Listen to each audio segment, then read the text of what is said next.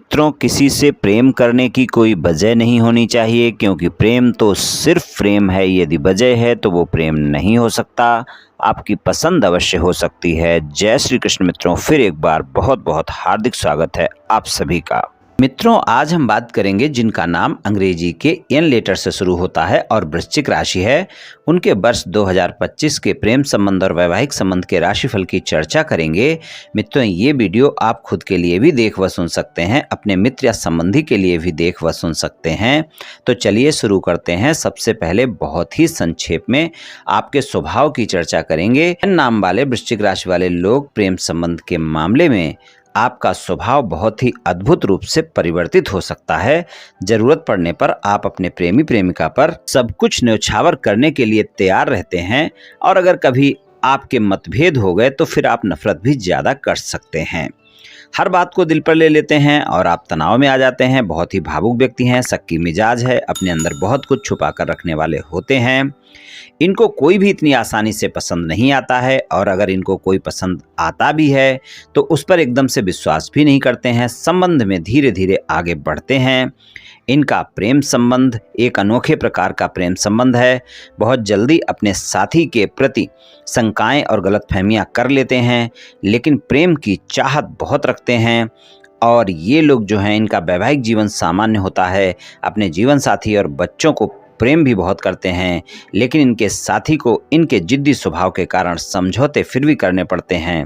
अच्छे साथी होते हैं, साथी का साथ निभाने वाले होते हैं। चलिए इन नाम वाले वृश्चिक राशि वाले लोगों के प्रेम संबंध की बात करें तो पंचम भाव में मीन राशि है, स्वामी गुरुदेव हैं, और वृश्चिक राशि के स्वामी मंगल हैं। सप्तम भाव में वृषभ राशि है, स्वामी शुक्र हैं। लेकिन यहाँ पर हम वार्षिक प्रेम संबंध और वैवाहिक संबंध के राशिफल की चर्चा कर रहे हैं, तो यहाँ पर हम शनि, गुरु, राहु और केतु के गोचर के आधार पर वार्षिक राशिफल की चर्चा करेंगे। जब हम मासिक राशिफल की चर्चा करते हैं तो वहाँ पर हम सभी ग्रहों के गोचर को देखते हैं। तो यहाँ पर हम सिर्फ शनि, राहु, केतु और गुरु के गोचर के आधार पर आपको प्रेम संबंध और वैवाहिक संबंध के राशिफल बतलाएंगे। तो मित्रों, पंचम भाव में मीन राशि है, स्वामी गुरुदेव हैं। गुरुदेव का गोचर अगर हम देखें तो मध्य मई तक के समय में आपके सप्तम भाव में बना रहेगा, यानी वृषभ राशि में बना रहेगा, और उसके बाद गुरु का गोचर आपके अष्टम भाव में होगा, और कुछ समय के लिए वो नवम भाव में भी जाएंगे।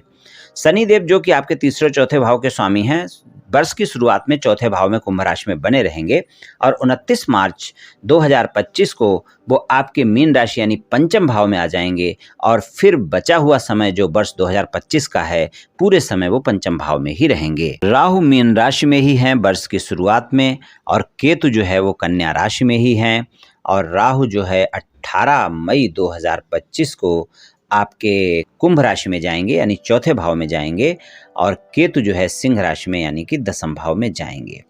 तो यहाँ पर अगर हम देखें तो प्रेम संबंध के मामले में मिला जुला सा समय रहने वाला है। आपके प्रेम जीवन की शुरुआत हालांकि अच्छी रहेगी, क्योंकि पंचम भाव में राहु रहेंगे तो रोमांस ज़्यादा रहेगा, और प्रेम संबंधों में एक दूसरे के साथ समय भी गुजारेंगे। और अगर हम देखें तो प्रेम संबंध के मामले में ये समय मजबूत ही रहेगा मध्य मई तक का समय। पंचमेश जो है आपके मध्य मई में लगभग 15 मई के आसपास अष्टम भाव में जाएंगे, मिथुन राशि में जाएंगे, तो वहाँ से आपका रोमांस तो ज़्यादा रहेगा, लेकिन आपके प्रेमी प्रेमिका के साथ वाद विवाद देखने को मिल सकते हैं। शनिदेव आपके 29 मार्च के बाद पूरे वर्ष वहाँ पर हैं पंचम भाव में, तो आपके साथी के साथ प्रेम संबंधों में ईमानदारी बहुत आवश्यक है। आपका साथी आपकी परीक्षा ले सकता है। अगर एक से ज़्यादा जगह प्रेम संबंध है तो वहाँ पर आपके अच्छे परिणाम देखने को नहीं मिलेंगे, इसलिए इस बात का ध्यान रखकर चलना है। मई में राहु आपके चौथे भाव में चले जाएंगे, और मई में ही आपके पांचवें भाव स्वामी गुरुदेव 8वें भाव में गोचर करेंगे, तो प्रेम जीवन में कुछ न कुछ अप एंड डाउन देखने को मिलेंगे। हालांकि इस समय पर प्रेम संबंधों में मजबूती भी ज़्यादा होगी। आपका साथी आपके भरोसे की परीक्षा लेगा, और आपका रिश्ता तो मजबूत होगा, लेकिन फिर भी संबंधों में एक बात देखने की होगी कि अगर आप प्रेम संबंध में ईमानदार नहीं होंगे तो आप देखेंगे कि प्रेम संबंधों में आपस में रिश्ते बहुत ज़्यादा भी खराब हो सकते हैं। 18 अक्टूबर के बाद जब गुरुदेव आपके नवम भाव में जाएंगे, यानी कर्क राशि में जाएंगे। वहाँ पर उनकी उच्च राशि है और यहाँ पर लगभग ये 4 या 5 दिसंबर तक रहेंगे।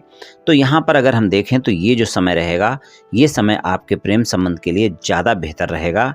यहाँ पर आप अपने साथी के साथ कोई न कोई यात्रा भी कर सकते हैं, जिससे आपका रिश्ता और मजबूत होगा।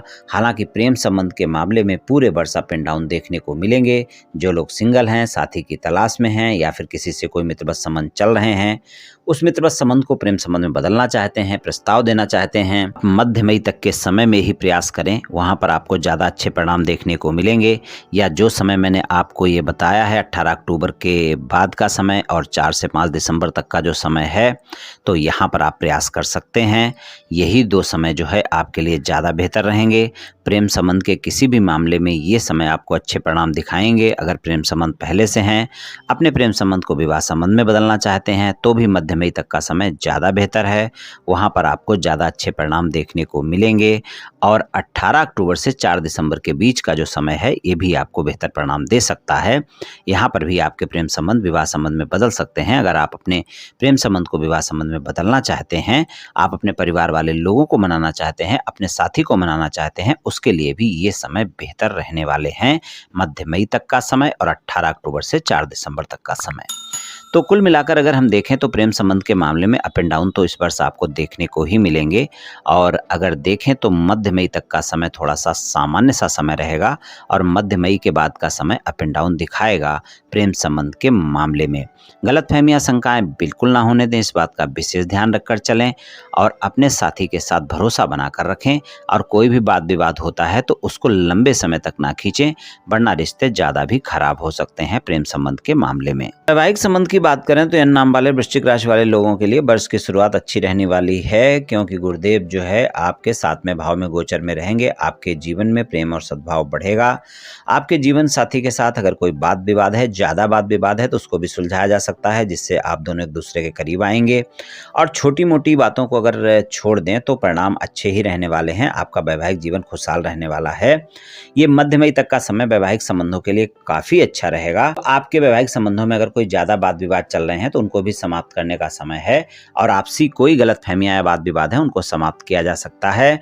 मध्य मई तक का समय वैवाहिक संबंधों के लिए बेहतर है। वहां पर साथी के साथ समय भी गुजारेंगे और संबंधों में अच्छे परिणाम देखने को मिलेंगे। और मध्य मई से अष्टम भाव में गुरुदेव चले जाएंगे। ससुराल पक्ष के लोगों के साथ संबंध अच्छे रहेंगे। वहां पर कोई वाद विवाद है तो उसे समाप्त किया जा सकता है। मार्च के अंत में शनि आपके पंचम भाव में होंगे, सप्तम भाव पर उनकी तीसरी दृष्टि होगी। मार्च के अंत से यानी 29 मार्च से लेकर और मध्य मई तक का समय अविवाहित लोगों के लिए भी अच्छा है। और जो लोग अपने वैवाहिक संबंधों में कोई वाद विवाद है तो उनको भी समाप्त कर लें, वहां पर आपके लिए अच्छा समय रहेगा। और जिन लोगों को रिश्ते की कोई बातचीत चल रही है, रिश्ता नहीं बन रहा है, वो भी इस समय पर प्रयास कर सकते हैं, उनकी भी बातचीत बन सकती है। तो अविवाहित लोगों के लिए भी बढ़िया है।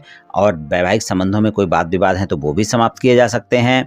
यानी 1 अप्रैल से और 14 मई तक का जो समय है, ये समय जो है आपके लिए काफ़ी बेहतर परिणाम दिखाएगा वैवाहिक संबंध की किसी भी समस्या के लिए। कुल मिलाकर वर्ष 2025 एन नाम वाले वृश्चिक राशि वाले लोगों के लिए प्रेम संबंध हो या वैवाहिक संबंध हो, मिला जुला सा ही समय रहने वाला है। ये राशिफल सामान्य राशिफल है, ये सभी जातकों पर पूर्ण रूप से प्रभावी होगा ऐसा संभव नहीं है, क्योंकि आपकी जन्म कुंडली पर भी बहुत कुछ निर्भर करता है। आप सभी स्वस्थ रहें, आयुष्मान रहें, धनवान रहें, ऐसी मेरी श्री कृष्ण भगवान से प्रार्थना है।